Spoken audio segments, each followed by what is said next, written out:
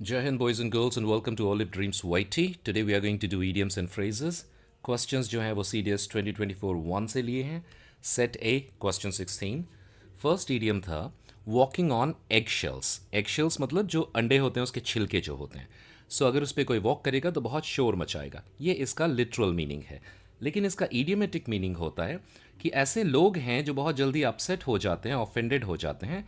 तो आप बहुत सोच समझ के अगर बात कर रहे हो, कुछ काम कर रहे हो, कुछ कह रहे हो, तो आप वॉकिंग ऑन एग शेल्स कर रहे हो. अब इस नॉलेज के हिसाब से अगर हम देखें, केयरफुल नॉट टू ऑफेंड और अपसेट अदर्स अच्छा लग रहा है. वॉकिंग विद ग्रेट केयर नहीं, ऐसा कोई बात नहीं है.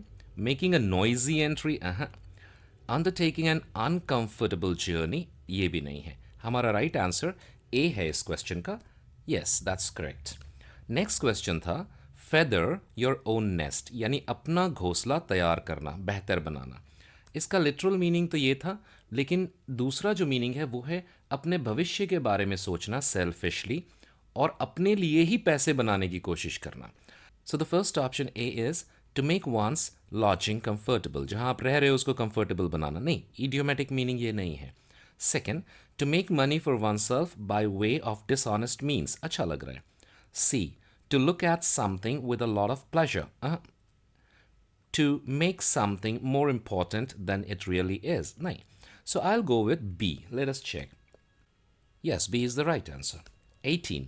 Neither fish nor fowl. यानी अगर देखा जाए तो इसका लिटरल मीनिंग है कि ना तो वो फिश है और ना वो फोल है. लेकिन इसका इडियोमेटिक मीनिंग अगर देखें तो होता है indefinite character, difficult to identify और क्लासीफाई. जिसको कि हम क्लासीफाई या आइडेंटिफाई नहीं कर पाए, ऐसा कैरेक्टर अगर है तो हम कहते हैं नीदर फिश नॉर फोल. इस मीनिंग के हिसाब से a says difficult to describe और क्लासीफाई, अच्छा लग रहा है. Neither this nor that, strict rules and regulations, no. Feel awkward because of unfamiliarity, नहीं. A should be my answer. Let us check. Yes, A is the right answer. 19 says elephant in the room. इसका literal meaning है कि कमरे में elephant, लेकिन idiomatic meaning होता है कि कोई ऐसा सिचुएशन या ऐसी बात है जो पता तो सबको है, right?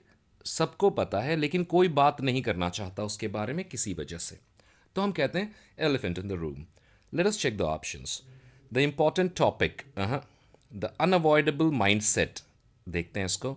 C, the obvious problem that is being avoided, ये अच्छा लग रहा है कि प्रॉब्लम तो है, सबको पता है, लेकिन उस प्रॉब्लम को हम डिस्कस नहीं कर रहे, उसके डिस्कशन को अवॉइड कर दें हम.